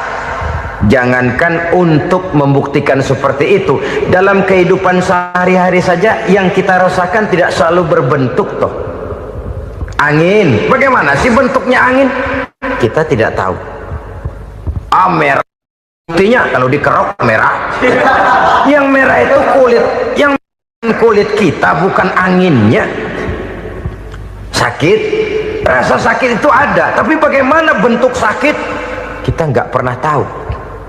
Kalau kita makan cabai pedas, bagaimana bentuk pedas itu tidak ada, tapi rasa ada.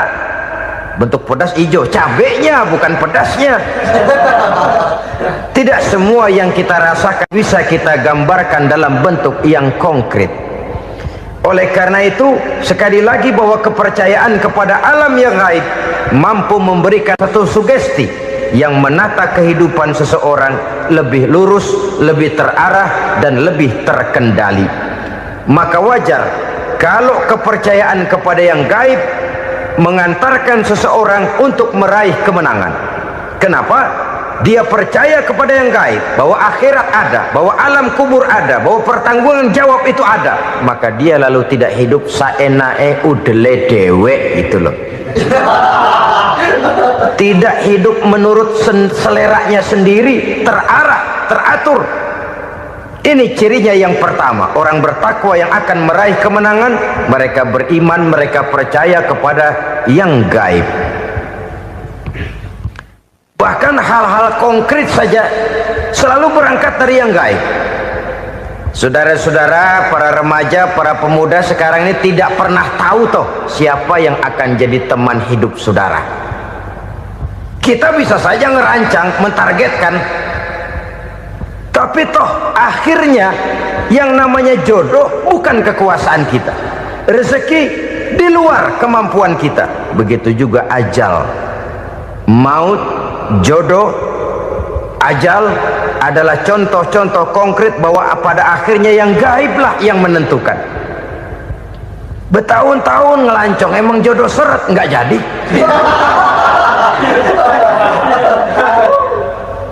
Begitu kenal baru setengah malam nginep ditangkap hansip.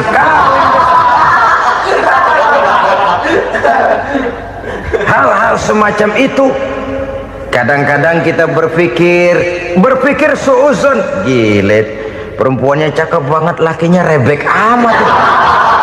Memang begitulah jodohnya. Memang begitulah jodohnya. Saudara hadirin ma'asyiral muslimin yang saya hormati, jadi hal-hal yang konkret saja kita yakini sepenuhnya ditentukan oleh satu superpower yang gaib itu tadi. Dari sanalah segala ketentuan itu berangkat, dan kesanalah segalanya akan kembali. Maka kepercayaan kepada yang gaib meluruskan gerak hidup seseorang, dan itu akan mengantarkan dia kepada meraih kemenangan. Satu.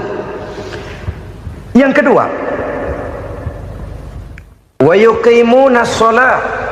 Orang bertakwa yang akan meraih kemenangan itu adalah orang-orang yang mendirikan sholat. Kenapa solat mengantarkan orang untuk meraih kemenangan? Yang jelas, inna solata tanha anil fahsya'i wal munkar. Solat mampu mencegah manusia dari perbuatan keji dan munkar. Banyak filsafat hidup yang terkandung di dalam solat ini. Sejak kita wudhu sampai kita menghadap ke arah kiblat, sampai kita melakukan gerak-gerak solat, bacaan-bacaan yang ada di dalam solat, lalu sampai kepada mengucapkan salam. Banyak filsafat hidup yang terkandung di dalam solat. Umpamanya saja, setelah takbiratul ihram, mulai kita dengan solat dalam posisi berdiri. Diajarkan dalam kitab-kitab fikih agar kita melihat ke arah tempat sujud. Ini kan filsafat kehidupan. Kalau kamu solat dalam posisi berdiri, lihat tempat sujud. Jangan solat mata jelalatan, sebab nanti bisa mengurangi kekhusyuan.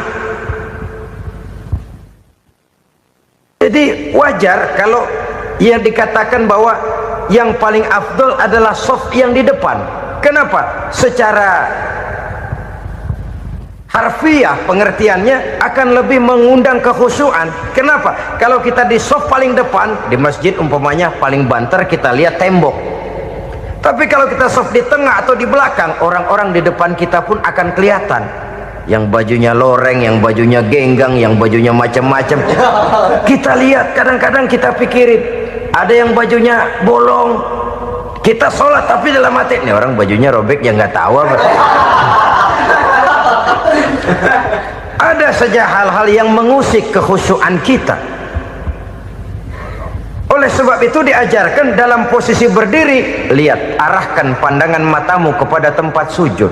Ini kan filsafat kehidupan. Maksudnya apa? Kalau lagi diri, lihat dong tempat sujud. Kalau udah di atas, ingat dong sama yang bawah. Kalau sudah tinggi, ingat dong dari mana kamu berangkat.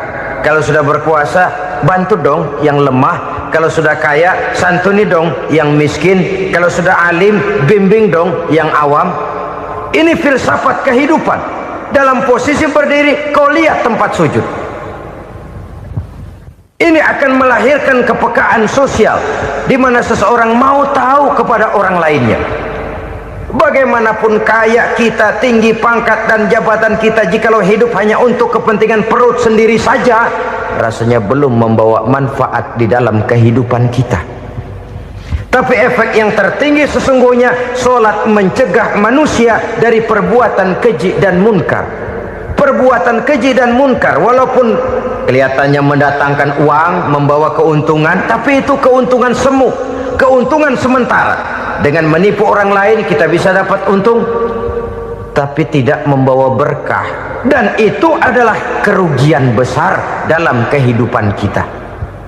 Maka untuk meraih kemenangan harus dimulai dengan membentuk kepribadian yang tegar, memiliki sandaran vertikal yang langsung kepada Allah Subhanahu wa ta'ala, dan itu hanya bisa kita tempuh melalui jalur ibadah formal yang sudah ditentukan Allah, yakni solat yang 5 waktu. Untuk memperkuat itu ada solat-solat sunnah, rawatib, nawafil sebagai terminal kontrol cadangan untuk memelihara stabilitas temperatur batin di dalam kita berhubungan dengan zat yang maha gaib, yaitu Allah Subhanahu wa ta'ala. Orang sering bertanya, Pak, itu tetangga saya nggak sholat, duitnya nggak habis-habis, Pak. Nggak sholat tapi mobilnya tambah terus, nggak sholat tapi usahanya makin maju. Tapi di sisi lain ada orang yang rajin sholat, rezekinya butak bener. Anaknya mana kurus, mana korengan. Saudara hadirin ma'asyiral muslimin rahimakumullah, harus saya katakan bahwa solat memang bukan untuk cari duit. Solat adalah sandaran vertikal kita kepada Allah. Sedangkan soal rezeki itu berkaitan dengan sifat Allah maha pengasih dan maha penyayang. Allah maha pengasih, siapapun dikasih kalau mau usaha. Allah maha penyayang, tidak semua orang disayang oleh Allah Azza wa Jalla. Dan belum tentu banyak harta itu merupakan nikmat, mungkin juga istidraj, artinya istidraj itu dikasih tapi diambulin, kalau bahasa Betawinya itu. Dikasih tapi diambulin, itu bukan merupakan nikmat sesungguhnya, lebih merupakan azab dari Allah Subhanahu wa ta'ala.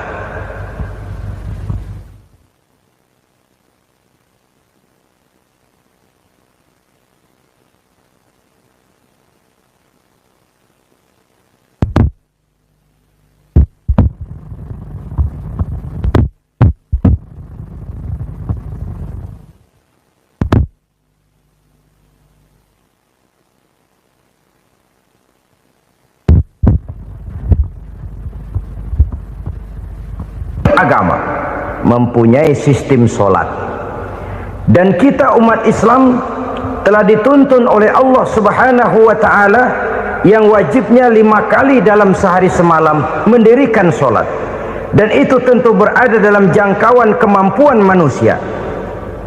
Pada awalnya barangkali kita memang merasa sholat itu satu kewajiban, tapi semakin kita hayati makna, manfaat dan filsafat yang terkandung di dalam ajaran sholat, semakin sampai kita kepada keyakinan bahwa sholat adalah keperluan kita, sehingga pada waktu tertentu dinilai puncaknya, kita tidak lagi akan berkata saya wajib sholat, tapi kita akan berkata saya perlu sholat. Kalau kita sudah merasakan itu adalah keperluan kita, nah di sanalah kita baru akan merasakan ruginya kalau hal itu tidak kita laksanakan. Sepanjang kita masih berkata saya wajib sholat, kita akan lebih merasakan dia sebagai beban ketimbang sebagai keperluan. Yang jelas Allah tidak memerlukan ibadah yang kita laksanakan ini. Dengan kata lain, andai kata satu dunia penuh ini orang tidak ada yang sholat satu pun, Allah tidak akan turun dari jabatan Tuhan. Jangan lalu berpikir kalau kita ngambek se-RW kagak sembahyang Tuhan tekor kali ini ya. Tentu tidak, itu perlunya kita, bukan perlunya Allah. Dan pada induknya kita akan berkata saya perlu agama. Kalau secara induk kita sudah memerlukan agama, maka konsep-konsep yang ada di dalam ajaran agama itu pun adalah juga merupakan keperluan kita. Baik dia bernama sholat, baik dia bernama puasa, baik dia bernama zakat, baik dia bernama haji, seluruhnya adalah keperluan kita. Dan sesuatu yang kita perlukan apabila tidak kita laksanakan akan melahirkan kerugian di dalam kehidupan. Jangan heran kalau kita membaca riwayat perjalanan hidup para salafus soleh, orang-orang soleh. Ada yang tahajud sampai 100 rakaat, ada yang sholat malam kakinya sampai bengkak. Kita sekalinya bengkak biri-biri. Ada yang sholat membaca surah dalam Al-Quran sampai khotam Quran. Kok mau? Mereka sudah merasakan itu keperluan. Itu saja soalnya. Satu saat pun jikalau kita merasa bahwa itu keperluan saya, kita pun akan melaksanakan seperti itu. Keperluan saya dalam kehidupan. Inilah yang kedua. Yang ketiga, orang bertakwa yang akan meraih kemenangan itu, wa mimma razaqnahum yunfikun. Mereka membelanjakan sebagian daripada rezeki yang diberikan Allah kepada mereka. Mereka infakkan di jalan Allah. Ada satu dialog menarik. Satu hari seorang anak muda bertemu dengan seorang kakek-kakek yang sudah dikenalnya baik. Bertanyalah anak muda ini, "Kek, umur kakek berapa tahun?" 15 tahun, kata si kakek. "Anak kakek berapa orang?" 1. "Harta kakek berapa banyak?" 15 juta. Si anak muda ini bengong, lalu protes, "Kok kakek bohongin saya?" "Kenapa?" "Saya tahu umur kakek 70 tahun. Kenapa ngaku 15? Saya tahu anak kakek 5. Kenapa bilang 1? Saya tahu kakek miliuner. miliaran uang kakek. Kenapa ngaku cuma 15 juta?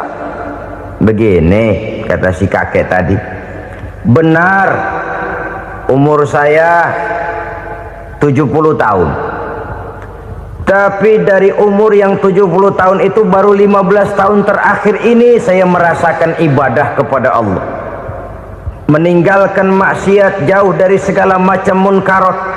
Maka yang 15 tahun inilah yang benar-benar saya rasakan sebagai umur saya. Benar anak saya 5, tapi yang 4 susah diatur. Cuman 1 rasanya nih yang bakal jadi si buah hati, belahan jantung, pelanjut cerita penerus sejarah. Cuma 1 ini yang saya harapkan, yang akan jadi anak soleh, yang akan membuat saya menerima pensiunan pahala. Kalau yang 4 apek dah, nggak ada harapan. Yang 1 nyekek botol melulu. Oh begitu, iya. Lalu kenapa kakek bilang harta kakek cuma 15 juta padahal saya tahu kakek uangnya miliaran, depositonya banyak? Ya karena 15 juta itulah yang saya ingat yang pernah saya belanjakan di jalan Allah. Saya merasa itulah harta saya yang sebenarnya. Yang miliaran yang saya simpan di bank kelak, kalau satu saat saya mati, akan jadi rebutan di antara anak-anak saya. Ya kalau anak saya soleh kayak yang 1 ini. Kalau yang 4 tadi udah tulen dia bakal berantem, dah berebut tuh. Jadi 15 juta yang saya belanjakan di jalan Allah inilah yang saya merasakan benar-benar harta saya yang sesungguhnya. Dialog ini patut menjadi bahan renungan kita bersama. Diberikan kita umur 40, 50, 60, 70, 80. Berapa tahun dari umur yang diberikan itu yang jalan mulus, yang kita gunakan untuk melaksanakan ibadah? Banyak harta kita simpan di bank, di lemari, di dompet, di tas. Tapi berapa yang sudah kita depositokan di jalan Allah yang akan menemani kita di hari kita kembali nanti? Maka orang bertakwa yang akan meraih kemenangan, wa mimma razaqnahum yunfikun, mereka membelanjakan sebagian dari rezeki yang diberikan Allah di jalan Allah subhanahu wa ta'ala. Ma'asyiral muslimin rahimakumullah, zahirnya memang kita memberikan kepada orang lain, tapi hakikatnya kita menyimpan untuk diri kita sendiri. Kita memberikan kepada yatim piatu 25.000. Zahirnya kita memberikan si yatim, hakikatnya kan kita cuma nyimpan. Saya berikan, titip kepadamu, ini untuk saya di akhirat. Kau boleh belikan baju, kau boleh belikan untukmu makan, kau boleh bayarkan sekolahmu. Ini untuk saya. Hakikatnya kita nyumbang masjid 1 juta, zahirnya kita berikan kepada panitia masjid, tapi hakikatnya kan cuma titip 1 juta ya untuk saya di alam kubur nanti. Silahkan kau boleh belikan semen, ini uang, belikan besi, belikan pasir. Saya cuma sekedar titip untuk kepentingan saya. Hakikatnya kita cuma sekedar menitip. Sebagaimanapun pada hakikatnya, apapun yang kita miliki dalam kehidupan kan cuma sekedar hak guna pakai, bukan hak milik mutlak. Harta kita, rumah kita, kendaraan kita, kebun kita, pabrik kita, hak guna pakai saja. Hak milik mutlak cuma untuk Allah subhanahu wa ta'ala. Saudara-saudara kaum muslimin rahimakumullah, ini yang ketiga. Kemudian yang keempat, orang-orang bertakwa yang akan meraih kemenangan, allazina yu'minuna bima unzila ilaika, mereka yang beriman, mereka yang percaya kepada apa yang telah diturunkan kepadamu Muhammad, ay Al-Quran, yakni Al-Quranul Karim. Setelah percaya kepada yang gaib, mendirikan solat, kemudian menginfakkan sebagian dari rezeki yang diberikan Allah, mereka juga lalu percaya kepada yang diturunkan terhadap Nabi, yaitu tidak lain Al-Quranul Karim. Sekali lagi di sini, percaya bukan hanya sekedar percaya saja, tetapi percaya lalu menjadikan Al-Quran itu sebagai pedoman hidup. Sebab memang Al-Quran itu adalah GBHM, garis-garis besar haluan muslim. Apa yang harus kita lakukan, Apa yang harus tidak kita lakukan?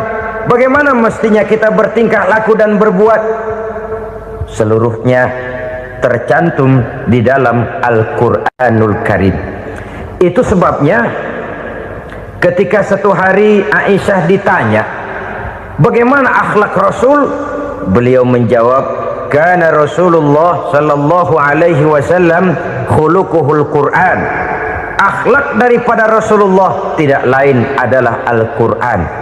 Jawaban simpel ini memberikan gambaran bahwa keseluruhan daripada konsepsi Quran sudah diterjemahkan dalam kehidupan Rasulullah sallallahu alaihi wasallam. Karena kita tahu akhlak adalah keseluruhan dari gerak hidup manusia, sejak ia berpribadi, berumah tangga, bertetangga, bermasyarakat, sampai kepada berbangsa dan bernegara. Al-Quran tetap memberikan sentuhan nilainya. Oleh karenanya, orang-orang yang bertakwa adalah orang-orang yang menjadikan Al-Quran sebagai pedoman dalam kehidupannya. Dan kita yakini Al-Quran diturunkan kepada Nabi Muhammad bukan merupakan produk Nabi Muhammad. Isi dan redaksinya langsung dari Allah Subhanahu wa ta'ala. Kemudian cirinya yang kelima, orang bertakwa yang akan meraih kemenangan itu, wa ma unzila min qablika. Tidak hanya sekedar percaya kepada yang diturunkan terhadap Nabi Muhammad yaitu Al-Quran, mereka juga percaya kepada apa yang pernah diturunkan kepada para nabi, kepada para rasul sebelum Nabi Muhammad.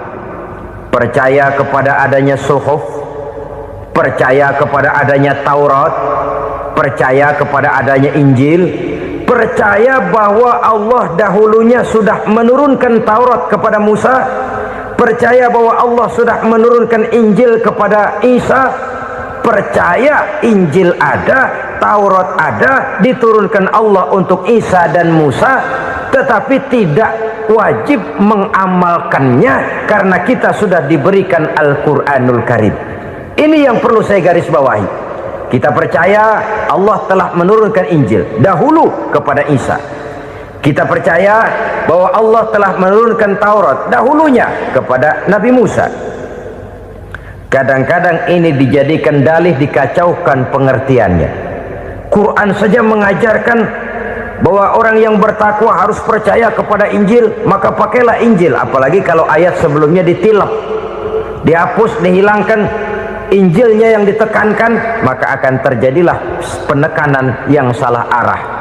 Karena salah arah akhirnya bisa merusak dan menghancurkan akidah. Ketika Rasul suatu saat pernah ditanya orang, ya Rasul, bagaimana sikap kita sebagai muslim terhadap Injil yang ada sekarang? Beliau menjawab, la tukadzibuhu jami'an wa la tusaddiquhu jami'an. Jangan didustakan seluruhnya, jangan juga dibenarkan semuanya. Artinya, ini sudah merupakan gambaran dari Rasul bahwa dalam Injil yang ada sekarang masih ada ajaran-ajaran tauhid yang dibawa oleh Nabi Isa dan diajarkan kepada umatnya. Tapi juga dalam Injil yang sekarang ini sudah terkena intervensi dan investasi manusiawi. Karena itu Rasul menyimpulkan, la tukadzibuhu jami'an wa la tusaddiquhu jami'an. Jangan didustakan semua, jangan dibenarkan seluruhnya. Kita memang percaya Allah telah menurunkan Injil kepada Nabi Isa dulu, tapi kita tidak wajib mengamalkan Injil. Kita percaya Allah telah menurunkan Taurat kepada Nabi Musa, tapi kita tidak wajib mengamalkan kitab ajaran Taurat. Yang wajib kita percayai dan kita amalkan hanyalah Al-Quranul Karim. Kenapa? Oleh karena baik yang ada di dalam Taurat, baik yang ada di dalam Injil, tentu tercakup di dalam Al-Quran sebagai kitab terakhir yang diturunkan oleh Allah Subhanahu wa ta'ala. Dan itu wajar. Kalau seorang pejabat mau mengeluarkan satu keputusan baru, tentu dia harus meninjau keputusan-keputusan lama. Andai kata dianggap tidak berlaku, dianggap tidak relevan lagi, maka keputusan-keputusan lama itu tentu sudah dianggap tidak berlaku. Sebagian daripada aturan-aturan dalam keputusan lama yang masih dianggap relevan tercantum dalam keputusan baru yang wajib diamalkan. Begitulah hubungannya antara Al-Quran, Taurat, Zabur, dan Injil. 4 kitab samawi yang diturunkan Allah masing-masing kepada Zabur untuk Nabi Daud, Taurat untuk Nabi Musa, dan Injil untuk Nabi Isa alaihi wassalatu wassalam. Ketiga-tiga kitab itu kita percayai adanya. Kita yakini Allah telah menurunkan Zabur, Taurat, dan Injil, tapi kita tidak wajib mengamalkannya. Yang wajib kita mengamalkannya sekarang ini tidak lain hanyalah Al-Quranul Karim saja, karena ia mencakup apa yang ada di dalam Zabur, apa yang ada di dalam Taurat, dan apa yang ada di dalam Injil. Keotentikannya bisa dipertanggungjawabkan. Ya, tapi kan Nabi Muhammad sudah mati 14 abad yang lalu, dan di zaman beliau Al-Quran kan belum dikodifikasikan, belum ditulis. Bagaimana keotentikannya bisa dipertanggungjawabkan? Mudah saja. Allah berjanji, inna nahnu nazzalna dzikra wa inna lahu lahafizun. Kami yang menurunkan Al-Quran dan kami yang akan menjaga dan memeliharanya. Allah turunkan Quran, Allah menjaganya. Bagaimana cara Allah menjaga Al-Quran itu? Banyaknya orang-orang yang hafaz Al-Quran. Hafaz Al-Quran 30 juz, 114 surah, 6.666 ayat. Sehingga jangankan satu kata, jangankan satu ayat, satu kalimat saja berubah sudah akan timbul reaksi dan mudah dimengerti. Kenapa? Banyak orang-orang yang hafaz Al-Quran. Sedangkan pada setiap akhir tahun biasanya malaikat Jibril selalu mengadakan checking terhadap ayat-ayat yang diturunkan pada waktu itu. Di zaman Nabi sendiri sudah ada usaha kodifikasi. Dan yang lebih luar biasa lagi, sampai hari ini tidak seorang pun mampu membuat satu ayat saja semacam Al-Quran. Ke bahasa manapun dia diterjemahkan, naskah aslinya tetap ikut, rujukan dasarnya tetap ada. Berdasarkan itu maka tidak mungkin terjadi penyelewengan terhadap atau pemalsuan terhadap ayat-ayat Al-Quranul Karim. Kesuciannya, keotentikannya, kemurniannya bisa dipertanggungjawabkan. Ma'asyiral muslimin rahimakumullah. Oleh karenanya, konsepsi dasar daripada ajaran Islam ini memang tidak lain adalah Al-Quran dan Sunnah. Isi daripada agama Islam yang merupakan iman, Islam, dan ihsan, konsepsi dasarnya tidak lain adalah Al-Quran dan Sunnah Rasulullah Sallallahu Alaihi Wasallam. Maka yang kita perlukan sekarang ini adalah terjemahan Al-Quran di dalam kehidupan kita. Dengan demikian, maka gaya kehidupan yang lebih Qurani itulah yang kita dambakan. Kita perlu memang terjemahan Quran dalam bahasa Inggris, dalam bahasa Belanda, dalam bahasa Jepang, tapi yang lebih kita perlukan adalah terjemahan Quran di dalam kehidupan kita. Konsekuen, tidak memanipulasi, ringan sama kita jinjing, berat sama kita pikul. Jangan kalau lempengan ayat Quran tuh kira-kira enak diamalin, keras teriakan kita. Giliran kira-kira ayat Quran itu mukul kepala kita sendiri, diam kita. Itu ciri yang pernah disindir Allah dalam awal-awal Baqarah juga. Ciri beragamanya orang yang munafik. Kullama adha'a lahum masyawfi, kata Allah, wa iza azlama alaihim qamu. Apabila terang mereka jalan, apabila gelap mereka berhenti. Artinya kalau kira-kira di Islam nguntungin, rame-rame pada teriak Islam. Tapi ketika diminta untuk berjuang, ketika dituntut untuk berkorban, rame-rame mengundurkan diri. Nasib agama tidak ubahnya seperti daun pisang yang dikait orang di tepi jalan lantaran tak berpayung di ketika hari hujan. Manakala hujan usailah sudah, daun itu pun dicampakkan di tepi jalan, diinjak pula orang nan lalu. Artinya orang menjadikan agama cuma sebagai lipstick, decoration only, tidak konsekuen.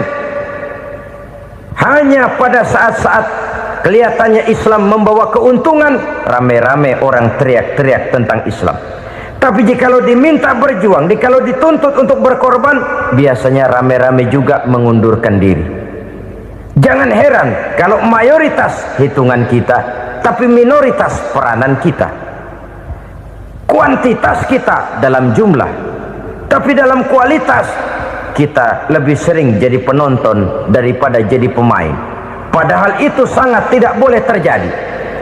Umat Islam di Indonesia harus bangkit. Umat Islam di Indonesia harus sadar akan keberadaannya. Tidak boleh hanya jadi penonton berpangku tangan, karena memang agama kita juga mengajarkan untuk konsekuen di dalam menjabarkan ajaran-ajaran daripada agama kita. Kita sering jatuh menjadi umat yang lemah oleh karena kita ini tidak pandai menggalang kebersamaan yang diakibatkan tidak konsekuennya kita. Diistilahkan bahwa umat Islam di dalam menggalang kebersamaannya itu harus seperti orang main sepak bola. Saudara-saudara kan tahu orang main sepak bola itu. Orang main sepak bola, kalau pertandingan belum dimulai sih silakan saja kumpul di luar lapangan, atur strategi yang baik. Tapi kalau pertandingan sudah dimulai, turun ke lapangan hijau, jangan kumpul terus. Ada sepak bola gotong royong, mundur-mundur rame-rame, depan ke depan kumpul melulu mainnya. Kalah. Orang main sepak bola itu ya harus ada penyerang tengah, harus ada penjaga gawang, harus ada strikernya, harus ada kiri luarnya, kanan dalamnya yang jadi backnya. Posisi boleh bermacam-macam, tapi yang penting saling ngoper untuk menggolkan gawang lawan. Begitulah umat Islam ini. Boleh ada yang jadi pejabat, boleh ada yang jadi pengusaha, boleh ada yang jadi petani, silakan ada yang jadi seniman, ada yang jadi penyair, ada yang jadi artis sekalipun. Tapi kalau sudah berhasil menguasai bola, jangan lupa operannya. Operan itu yang langka. Kita ini muslim kadang-kadang kalau sudah memegang menguasai bola, kalau belum mau mampus, belum mau ngoper. Nanti kalau sudah nggak punya bola, baru mau ngoper. Kalau sudah dengar-dengar mau dekat pensiun, baru mau jihad, baru mau berjuang, baru mau ngurus pesantren. Tanda tangan sudah tidak laku, memo sudah tidak dihargai, baru mau berjuang. Kemarin kemana mas? Kita tidak pandai memanfaatkan posisi. Dengan kata lain, kalau kembali kepada persoalan kita, konsekuensi kita terhadap agama yang kita anut ini belum ideal. Kita masih lebih sering berislam ini pada saat-saat yang menurut perhitungan kita membawa keuntungan. Tapi kalau diminta berjuang, dituntut berkorban, yang itu pun hakikatnya adalah untuk kepentingan kita juga. Allah tidak pernah menuntut kita untuk jihad bagi kepentingan Allah, itu tidak. Berjuang menegakkan agama Allah, apakah untuk kepentingan Allah? Tidak. Untuk kepentingan kita. Sebab nilai-nilai jihad itu pada akhirnya akan membawa kita kepada suatu kebahagiaan. Setidaknya kalau tidak di dunia, tentu di akhirat sebagai syahid. Oleh karena itu, pada bagian akhir ini saya ingin mengajak, marilah kita konsekuen. Sekali kita berkitabkan Al-Quranul Karim, mari dia kita jadikan pedoman. Jangan cuma kita jadikan sebagai penghias dinding, pelengkap rumah, bahwa di rumah kita ada Al-Quran, tapi yang baca kecoa. Habis pada bolong tuh Quran. Yang penting kan punya Quran, ditaruh di pintu rumah. Biar apa? Biar kuntilanak kagak masuk katanya. Ya apa itu nasib Quran? Cuma kerjanya jaga pintu, ngusir kuntilanak, ngusir memedi. Bagaimana kita hidup menurut tuntunan Al-Quran? Kadang-kadang tidak pernah menjadi masalah bagi kita. Maka bagaimanakah Al-Quran akan mungkin membawa keberkahan dalam hidup kalau ajarannya kita injak-injak dalam keseharian kita? Mewujudkan gaya hidup yang lebih Qurani, itulah yang akan kita rintis di dalam kehidupan kita, bertahap, step by step, menurut kemampuan yang ada pada kita. Jika jalan ini tidak bisa kita selesaikan, percayalah akan ada generasi penerus yang akan melanjutkan usaha dan cita-cita mulia itu. Jadi percaya kepada Taurat, percaya kepada Injil, sekedar percaya Allah dahulunya sudah menurunkan itu, tapi kita tidak wajib mengamalkannya. Kenapa? Generasi Injil masa berlakunya sudah kedaluarsa, Taurat masa berlakunya sudah kedaluarsa. Injil pernah berlaku untuk orang Nasrani di zaman Nabi Isa. Taurat pernah berlaku untuk orang Yahudi di zaman Nabi Musa. Setelah generasinya berlalu, datang Rasul penutup yang membawa Al-Quranul Karim, maka Al-Quran itulah yang berlaku menjadi pedoman sampai hari akhir nanti. Jangan jauh dari Al-Quran, karena apabila ini kita lakukan, maka kita akan kembali kepada satu gaya hidup yang jauh dari tuntunan agama, dan itu artinya kita akan semakin jauh untuk meraih kemenangan. Saudara-saudara kaum muslimin rahimakumullah, yang keenam, yang terakhir, orang-orang bertakwa yang akan meraih kemenangan itu wabil akhirati hum yuqinun. Mereka percaya, mereka yakin seyakin-yakinnya akan adanya hari akhir, di mana seseorang akan mempertanggungjawabkan seluruh perbuatannya di dalam hidup ini, dan tidak ada satu perbuatan yang bagaimana kecilnya sekalipun yang tersembunyi dalam pandangan manusia yang tidak akan dibukakan persoalannya di mahkamah Qadi Rabbul Jalil di akhirat nanti. Itulah sebabnya maka percaya kepada akhirat disebut secara khusus. Padahal di awal tadi sudah dijelaskan yu'minuna bil ghaib, percaya kepada alam gaib, dan alam gaib ini termasuk akhirat. Kenapa pada bagian akhir disebut lagi akhirat? Karena ternyata bahwa kepercayaan kepada adanya akhirat merupakan induk dari kepercayaan terhadap adanya malaikat, setan, jin dan lain sebagainya, dan akan lebih memberikan sugesti dalam kehidupan manusia untuk meluruskan gerak hidupnya. Jikalau satu saat tergerak hati akan berbuat kejahatan, ingin mencuri, sadarlah, awas ada akhirat. Sebab kalau kita cuma teriak awas ada polisi, itu cuma tertunda sementara. Begitu polisi meleng, embat. Kalau kita ingin berbuat jahat cuma berteriak awas ada hansip, cuma sementara kehansip itu ada. Tapi kalau ceritanya awas ada akhirat, mau menyeleweng awas ada akhirat, mau berjudi awas ada akhirat, mau mencuri awas ada akhirat. Keyakinan yang akan meluruskan gerak hidup manusia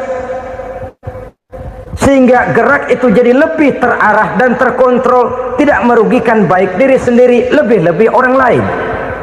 Ternyata bahwa kepercayaan kepadanya adanya hari akhirat sanggup menjadi sumber daya kontrol dari kehidupan manusia, sehingga ia tidak terjebak dalam perbuatan maksiat dan munkarat.